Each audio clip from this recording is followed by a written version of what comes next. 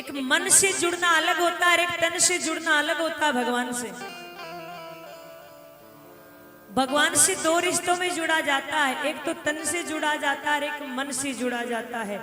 जो तन से जुड़ता है उसको भगवान नहीं मिलता है, जो मन से जुड़ता है उसको भगवान मिलता है। जो तन से जुड़ते हैं ना, वो मैंने यही कहते सुने हैं कि दीदी हम पूजा पाठ तो बहुत करते हैं लेकिन कोई फर्क नहीं है। वो तन से ही जुड़े हैं, मन से नहीं जुड़े हैं। और जो मन से जुड़ गए हैं उनकी तो आवाज ही बंद हो जाती है, उनकी तो बोली निकलती नहीं है, उनके तो शब्द ही बंद हो जाते हैं, वो निशब्द हो जाते हैं, क्योंकि वो तो भगवान की भक्ति में खो जाते हैं। वो तो खो जाते हैं, उनको तो ये संसार वाले पागल कहते हैं। लेकिन अभी आप तन से ही जुड़े हैं, ताकि आपको ये नहीं पता है कि हमें क्या करना चाहिए और क्या नहीं करना चाहिए। हर चीज का विधान बनाया है भगवान ने, हर चीज का नियम बनाया है। अच्छा एक बात बताओ, भोले बाबा के मंदिर आप जाते हो? जाते हो? कितनी परिक्रमा करते हो?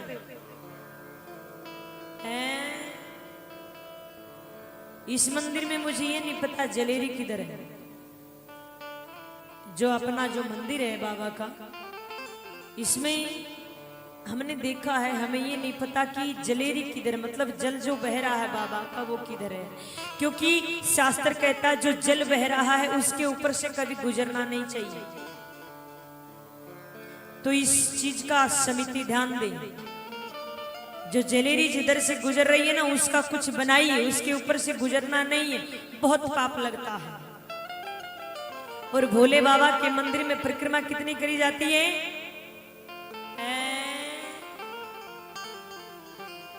कितनी करते हैं? अब पीछे महाराज कितनी परिक्रमा करी जाती भोले बाबा की? आधी। अब आप इस मंदिर में घुसते ही इधर भी राउंड लगा लेते हैं, इधर भी राउंड लगा लेते हैं, किधर बाबा का जल बह रहा है मालूम ही नहीं।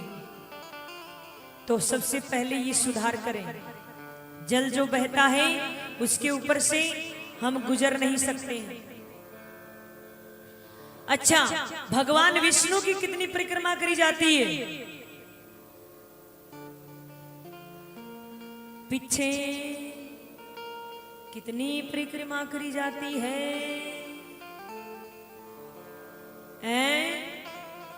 अच्छा 4 करी जाती है। ध्यान से सुन लेना।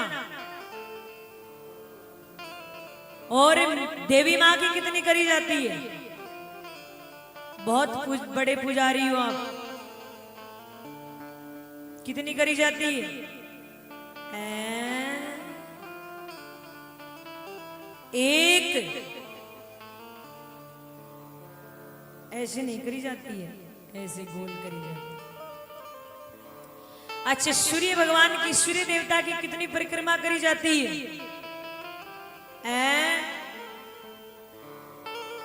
7। कितनी भाई? जोर से बोलो। 7 करी जाती है। अब तुम परिक्रमा करते हो ना, इसलिए बता रही हूं मैं तुम्हें, मेरे को याद आ गया। अब मैं तो खोजती रहती हूँ तुम्हारे लिए कुछ ना कुछ नया। और गणेश जी की कितनी परिक्रमा करी जाती है? गणेश जी की रिद्धि सिद्धि के दाता। अच्छा, सबसे पहले ये बताओ, घर में आप जब पूजा करते हो तो सबसे पहले किस देवता की पूजा करते हो? सच बोल रही हो क्या? मूर्ति है घर में? कौन सी, कैसे कलर की है? घर में गणेश भगवान की पीली मूर्ति होनी चाहिए, पीले कलर में। और अंदर से पोली नहीं होनी चाहिए, खोखली नहीं होनी चाहिए। कोई भी मूर्ति हो अंदर से खोखली तो होनी नहीं चाहिए। और अगर गणेश भगवान का जो सूंड है वो राइट साइड में हो तो कहना ही क्या, बड़ी मुश्किल मिलता है तलाश करना। अगर गणेश जी की मूर्त आप लेकर आते हैं तो ये तलाश करना कि राइट साइड में उनकी सूंड मुड़ी हो। सबसे पहले रिद्धि सिद्धि के दाता गणेश जी को मनाना चाहिए घर में।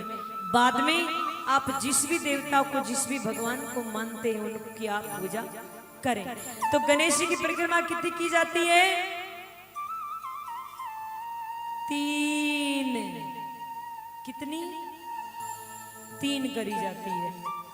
और बाबा की मैंने बताई दी, हनुमान जी महाराज की बहुत विशाल खड़े हैं बाबा। हनुमान जी महाराज की कितनी करी जाती है? 5। कितनी? इसलिए तो मैं सबको बोलती हूँ कि तुम समय से पहले आ जाया करो, पता नहीं कौन सी बात तुमसे वंचित रह जाती है। छोटी छोटी बातों का ध्यान रखा जाता है, इसीलिए वो पूजा फलित होती है। अब आप पूजा तो दिन रात करते हो, 12 बजे भी क्या, 1 बजे भी क्या, लेकिन पूजा का भी समय होता है। लास्ट 11 बजे से पहले पहले तुम्हारी पूजा हो जानी चाहिए। और सूर्य उदय से पहले स्नान हो जाना चाहिए माताओं का, सभी का, पुरुषों का भी। और स्त्रियों के लिए और भी नियम है। जल्दी उठे और उठकर द्वार पे झाड़ू निकाले और जल छीटे। कितनी माताएं करती है ऐसा? सबसे पहले उठते झाड़ू निकालते, झाड़ू निकालने के बाद जल छीटते हैं। ऐसा नहीं कि हम तो खर्राटे मारकर सोते हैं और सूर्य नारायण भगवान आते हैं जब जगते हैं। लड़कियां बैठी है, कितने बजे जगते हो? हैं? 5 बजे, 6 बजे? कितने बजे जग जाते हो? 5 बजे? पक्का झूठ नहीं बोलना, कथा पंडाल में बैठे हो। बहुत अच्छी बात है। 5 बजे जग जाते हो। स्नान कितने बजे हो जाता है? हैं ना, गलत बात। मैंने देखा कईयों का तो 10-11 बजे होता है। जल्दी उठें और जल्दी स्नान करें, जल्दी पूजा करें। हनुमान जी महाराज का हनुमान चालीसा कितने लोग करते हैं? कितने बजे करते हैं? ऐसे हाथ नीचा नहीं, बताओ कितने बजे करते हो? जब भी समय मिल जाए। नहीं, देखिए एक नियम बनाइए, हनुमान चालीसा पढ़ने का नियम। अगर आप हनुमान चालीसा पढ़ रहे हैं, कोई कामना लेकर, कोई कामना सिद्ध करनी है, तो लाल ही वस्त्र ग्रहण कर पहनकर, लाल ही आसन पर जल का लोटा रखकर, और जिस समय पहला दिन शुरू करते हैं उसी समय रोज पढ़िए नियम से। वो ही समय होना चाहिए, 1 मिनट भी आगे पीछे नहीं होनी चाहिए। आप पढ़कर देखिए, आप 11 दिन पढ़ेंगे या 21 दिन पढ़ेंगे, आपकी कामना पूर्ण है। लेकिन पढ़ने का नियम ऐसा नहीं, पहले दिन तो सुना 4 बजे बैठ गए, दूसरे दिन सुना 8 बजे बैठ गए, तीसरे दिन तो महाराज 1 ही बज रही है। नहीं, फिर कुछ नहीं होना है। ऐसे आप मंदिर आते तो नियम बनाइए कि हमें चाहे कुछ भी हो जाए, घर के काम बाद में कर लेंगे। घर के काम इतने जरूरी नहीं जितने पूजा पाठ जरूरी है। इतने जरूरी नहीं है घर के काम, जितना जरूरी, जितना आवश्यक पूजा पाठ, भगवान की आराधना, भगवान की शरणागति है। समय बना लिए कि मुझे 9:15 बजे भगवान के मंदिर पहुंचना है तो पहुंचना है। और एक और भी मैं तो विनती करूंगी, आप देवी माँ की स्थापना करते हैं, हर साल बनाते हैं, माँ को आप बैठाइए 9 दिनों में, कोई दिक्कत नहीं है।